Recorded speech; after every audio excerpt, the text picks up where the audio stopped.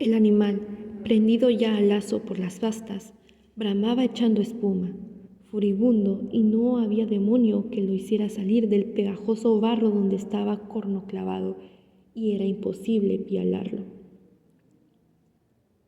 Gritábanle, lo azuzaban en vano con las mantas y pañuelos, los muchachos prendidos sobre las horquetas del corral, y era de oír la disonante batahola de silbidos, palmadas y voces triples y roncas que se desprendía de aquella singular orquesta.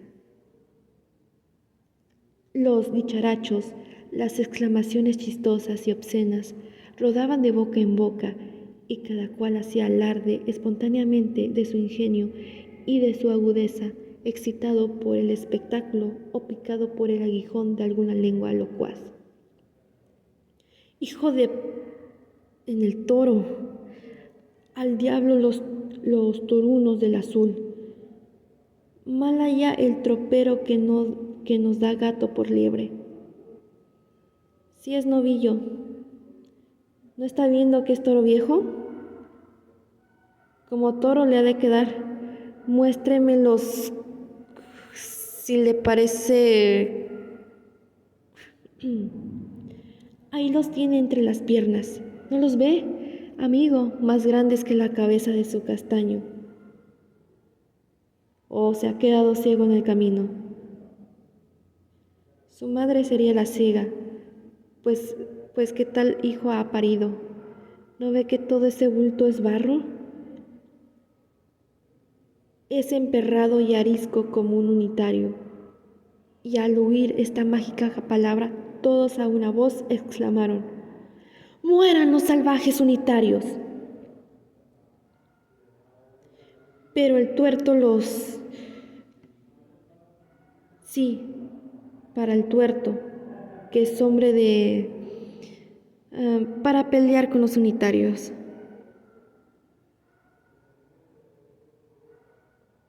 El matambre, Amatasiete, degollador de unitarios. ¡Viva Amatasiete! ¡Amatasiete el matambre!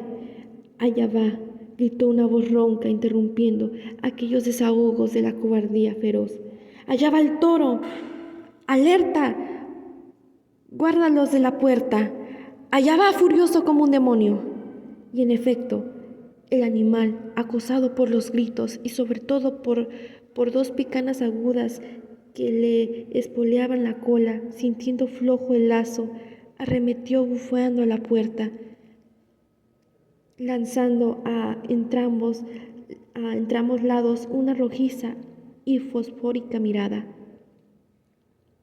Diole el tirón el enlazador, sentando su caballo, desprendió el lazo de la asta, crujió por el aire un áspero zumbido, y al mismo tiempo se vio rodar desde lo alto de una arqueta del corral, como si un golpe de hacha la hubiese dividido de cercén. Una cabeza de niño, cuyo tronco permaneció inmóvil sobre su caballo de palo, lanzando por cada arteria un largo chorro de sangre. ¡Se cortó el lazo! ¡Se cortó el lazo!, gritaron unos. ¡Allá va el toro! Pero otros, deslumbrados y atónitos, guardaron silencio porque todo fue como un relámpago. Desparramóse un tanto el grupo de la puerta. Una parte se agolpó sobre la cabeza y el cadáver palpitante del muchacho degollado por el lazo, manifestando horror en su atónito semblante.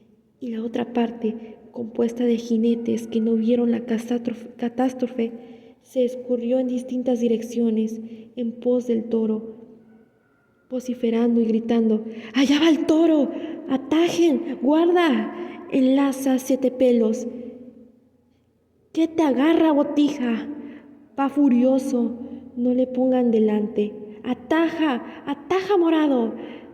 Dele espuela al mancarrón. Ya se metió en la calle sola. ¡Que la toje el diablo!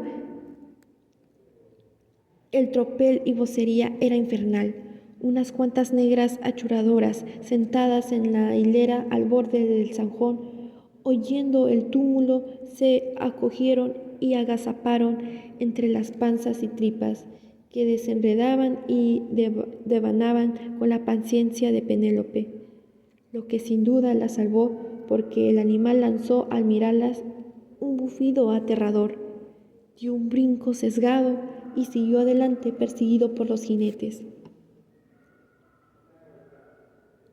Cuentan que una de ellas se fue de cámaras, otra rezó 10 salves en 2 minutos y 2 prometieron a San Benito no volver jamás a aquellos malditos corrales y abandonar el oficio de achuradoras. No se sabe si cumplieron la promesa. El toro, entre tanto, tomó hacia la ciudad por una larga y angosta calle que parte de la punta más aguda del rectángulo anteriormente descrito. Calle encerrada por una zanja y un cerco de tunas, que llaman sola por no tener más de 2 casas laterales y en cuyo aposado centro había un profundo pantano que tomaba de zanja a zanja. Cierto inglés, de vuelta de su saladero, vadeaba este pantano a la sazón, paso a paso, en un caballo algo arisco, y sin duda iba tan absorto en sus cálculos que no oyó el tropel de jinetes ni la gritería sino cuando el toro arremetía al pantano. Azoróse de repente su caballo dando un brinco al sesgo y echó a correr dejando al pobre hombre hundido media vara en el fango. Este accidente, sin embargo, no detuvo ni refrentó la carrera de los perseguidores del toro. Antes, al contrario, soltando carcajadas sarcásticas. ¡Se amoló el gringo! ¡Levántate, gringo!, exclamaron, y cruzando al pantano, amasaron con barro bajo las patas de sus caballos su miserable cuerpo. Salió el gringo, como pudo, después a la orilla, más con la apariencia de un demonio tostado por las llamas del infierno que de un hombre blanco pelirrubio. Más adelante, al grito de ¡al toro! ¡al toro!, 4 negras achuradoras que se retiraban con su presa se zambulleron en la zanja llena de agua, único refugio que les quedaba. El animal, entre tanto, después de haber corrido unas 20 cuadras en distintas direcciones, azorando con su presencia a todo viviente, se metió por la tranquera de una quinta donde halló su perdición. Aunque cansado, manifestaba bríos y colérico ceño, pero rodeábalo una zanja profunda y un tupido cerco de pitas, y no había escape. Juntáronse luego sus perseguidores, que se hallaban desbandados, y resolvieron llevarlo en un señuelo de bueyes para que expiase su atentado en el lugar mismo donde lo había cometido. 1 hora después de su fuga, el toro estaba otra vez en el matadero, donde la poca chusma que había quedado no hablaba sino de sus fechorías. La aventura del gringo en el pantano excitaba principalmente la risa y el sarcasmo. Del niño degollado por el lazo no quedaba sino un charco de sangre. Su cadáver estaba en el cementerio. Enlazaron muy luego por las astas al animal, que brincaba haciendo hincapié y lanzando roncos bramidos. Echáronle 1, 2, 3 piales, pero infructuosos. Al cuarto quedó prendido de una pata. Se abrió y su furia redoblaron. Su lengua, estirándose convulsiva, arrojaba espuma, su nariz, humo, sus ojos, miradas encendidas. «¡Desgarrate en ese animal!», exclamó una voz imperiosa.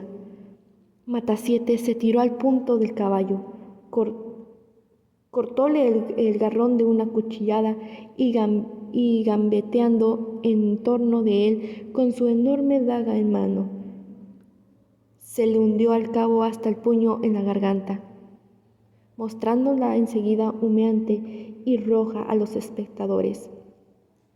Brotó un torrente de la herida, exhaló algunos bramidos roncos, vaciló y cayó el soberbio animal entre los gritos de la chusma, que proclamaba a Matasiete vencedor y le adjudicaba en premio el matambre.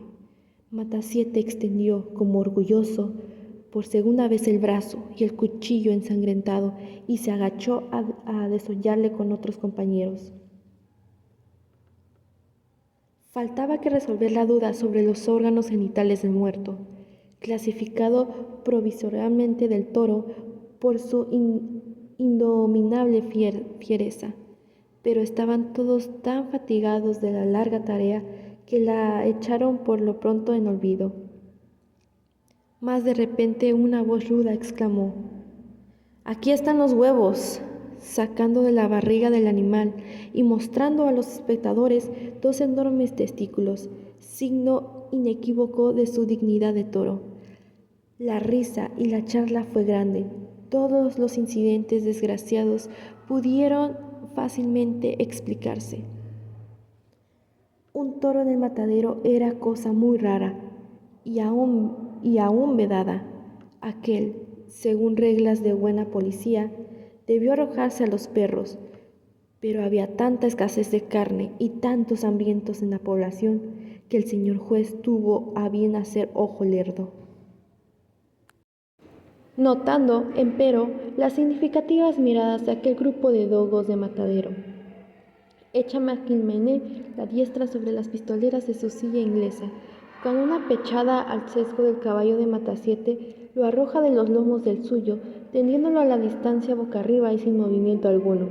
¡Viva! ¡Matasiete!, exclamó toda aquella chusma, cayendo en tropel sobre la víctima como los caronchos rapaces sobre la asamenta de un buey devorado por el tigre. Atolondrado todavía, el joven fue lanzado una mirada de fuego sobre aquellos hombres feroces, hacia su caballo que permanecía inmóvil no muy distante, a buscar en sus pistolas el desagravio y la venganza. Matasiete, dando un salto, le salió al encuentro y con fornido brazo, haciéndolo de la corbata, lo tendió en el suelo, tirando al mismo tiempo la daga de la cintura y llevándola a su garganta. Una tremenda carcajada y un nuevo viva estertoreo volvió a victoriarlo. ¡Qué nobleza de alma! ¡Qué bravura en los federales! Siempre en pandilla cayendo como buitres sobre la víctima inerte. Degóyalo a Matasiete, quiso sacar las pistolas. Degóyalo como el toro. Pícaro unitario, es preciso atusarlo. Tiene buen pescuezo para el violín. Tócale el violín. Mejor es resbalosa. Probemos, dijo Matasiete, y empezó sonriendo a pasar el filo de su daga por la garganta del caído, mientras con la rodilla izquierda le comprimía el pecho y con la siniestra mano le sujetaba por los cabellos. En 2 por 3 estuvo desollado, descuartizado y colgado en la carreta el maldito toro. Matasiete colocó el matambre bajo el pellón de su recado y se preparaba a partir. La matanza estaba concluida a las 12, y la poca chusma que había presenciado hasta el fin se retiraba en grupos de a pie y de a caballo, o tirando a la cincha algunas carretas cargadas de carne. Mas de repente la ronca voz de un carnicero gritó: «¡Allí viene un unitario!». Y al oír tan significativa palabra, toda aquella chusma se detuvo como herida de una impresión subcutánea.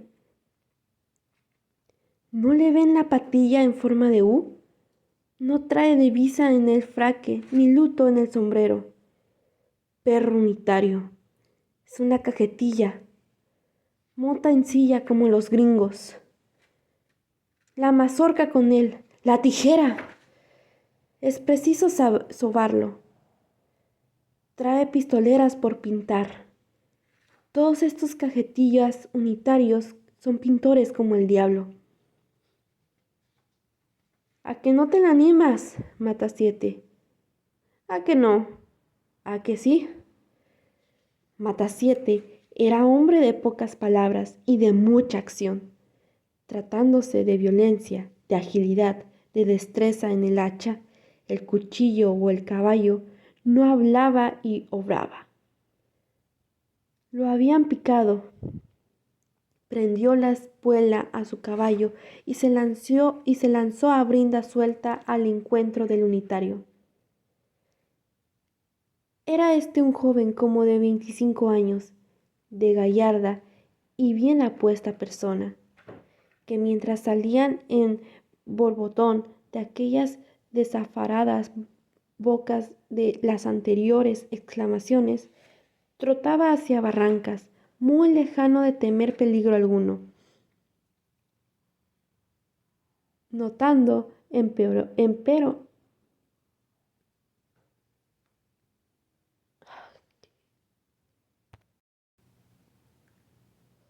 dos hombres le asieron, una de la ligadura del brazo, otro de la cabeza, y en un minuto cortáronle la patilla que poblaba toda su barba por bajo, con risa estrepitosa de sus espectadores.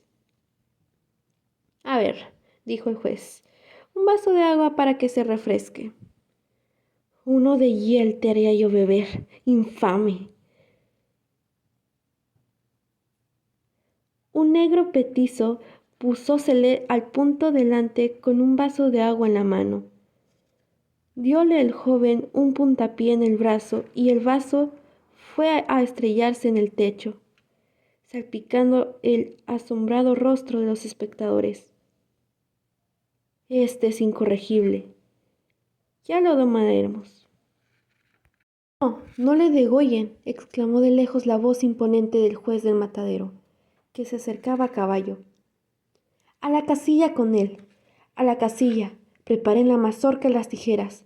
Mueran los salvajes unitarios, viva el restaurador de las leyes, viva Matasiete, mueran, vivan, repitieron en coro los espectadores y atándole codo con codo, entre moquetes y tirones, entre vociferaciones e injurias, arrastraron al infeliz joven al banco del tormento como los sayones al Cristo.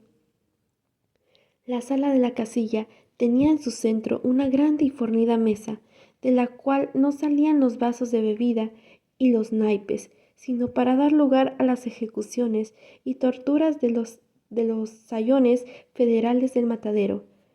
Notábase, además, en un rincón otra mesa chica con recado de escribir y un cuaderno de apuntes y porción de sillas entre las que resaltaba un sillón de brazos destinado para el juez.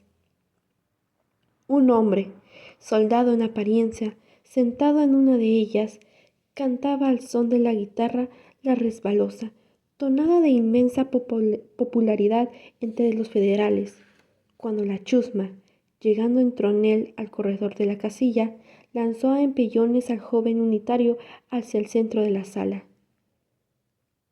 «A ti te toca la resbalosa», gritó uno. «Encomienda tu alma al diablo. Está furioso como toro montarás. Ya le amansará el palo. Es preciso saberlo. Por ahora verga y tijera. Si no, la vela. Mejor será la mazorca». «Silencio y sentarse», exclamó el juez, dejándose caer sobre su sillón. Todos obedecieron, mientras el joven, de pie, encarando al juez, exclamó con voz preñada de indignación: «¡Infames sayones! ¿Qué intentan hacer de mí?» «Calma», dijo sonriendo el juez. «No hay que encolorizarse. Ya lo verás». El joven, en efecto, estaba fuera de sí de cólera. Todo su cuerpo parecía estar en convulsión. Su pálido y amorotado rostro, su voz, su labio trémulo, mostraban el movimiento convulsivo de su corazón, la agitación de sus nervios. Sus ojos de fuego parecían salirse de la órbita. Su negro y lacio cabello se levantaba erizado. Su cuello desnudo y la pechera de su camisa dejaban entrever el latido violento de sus arterias y la respiración anhelante de sus pulmones. «¿Tiemblas?», dijo el juez. «De rabia, porque no puedo sofocarte entre mis brazos». ¿Tendrías fuerzas y valor para eso? Tengo de sobra voluntad y coraje para ti, infame. A ver las tijeras de tu zar, mi caballo. Túcenlo a la federala. Dos hombres le asieron, una de la ligadura del brazo, otro de la cabeza, y en un minuto cortáronle la patilla de la poblada, toda su barba por ajo. No, no le degollen, exclamó de lejos la voz imponente del juez del matadero, que se acercaba a caballo. A la casilla con él, a la casilla. Preparen la mazorca y las tijeras. ¡Mueran los salvajes unitarios! ¡Viva el restaurador de las leyes! ¡Viva Matasiete! ¡Mueran! ¡Vivan! Repitieron en coro los espectadores, y atándole codo con codo, entre moquetes y tirones, entre vociferaciones e injurias, arrastraron al infeliz joven al banco del tormento como los sollones del Cristo.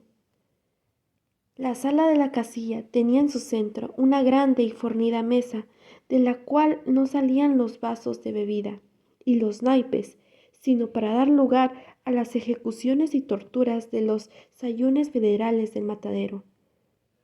Notábase, además, en un rincón otra mesa chica con sillón de brazos destinado para el juez. Un hombre soldado, en apariencia,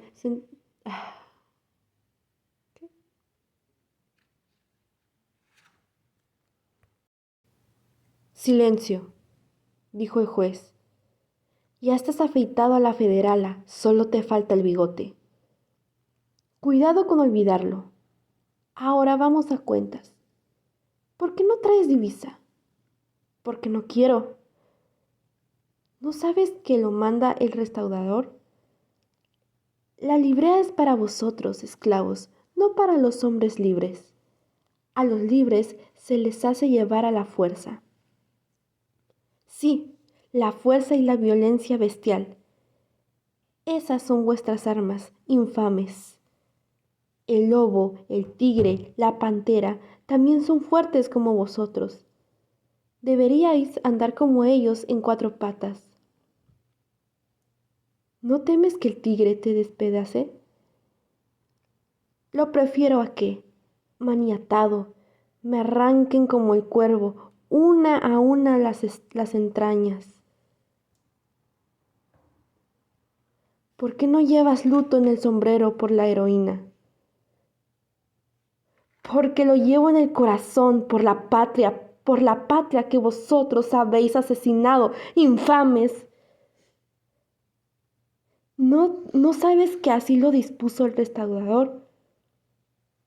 Lo dispusisteis vosotros, esclavos, para lisonjear el orgullo de vuestro señor y tributarle vasallaje infame. Insolente, te has embravecido mucho, te haré cortar la lengua si chistas. Abajo los calzones a ese mentecado cajetilla y a nalga pelada de leverga, bien atado sobre la mesa. Apenas articuló esto el juez, 4 sayones salpicados de sangre suspendieron al joven y lo tendieron largo a largo sobre la mesa, comprimiéndole todos sus miembros. Primero degollarme que desnudarme, infame canalla. Atórenle un pañuelo por la boca y empezaron a tironear sus vestidos.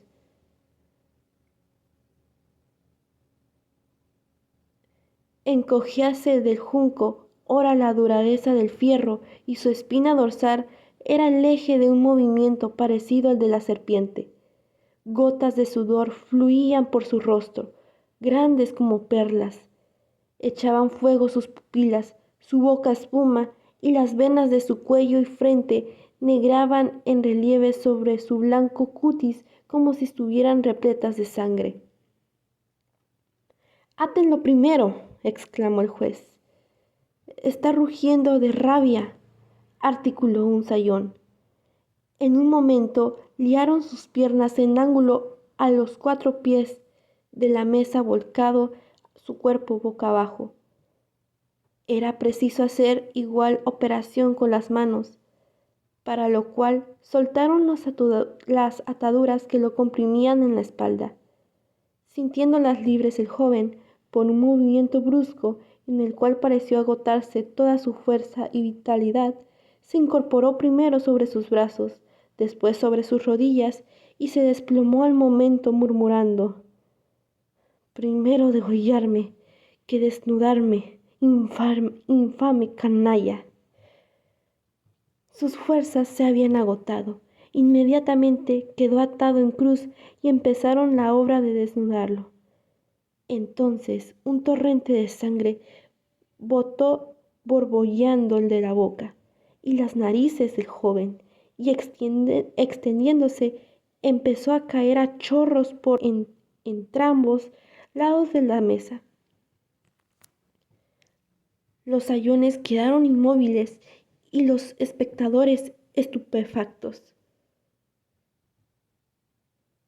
«Reventó de rabia el salvaje unitario», dijo uno. «Tenía un río de sangre en las venas», articuló otro. «Pobre diablo, queríamos únicamente divertirnos con él y tomó la cosa demasiado a lo serio», exclamó el juez, frunciendo el ceño de tigre. «Es preciso dar parte. Desátenlo y vamos».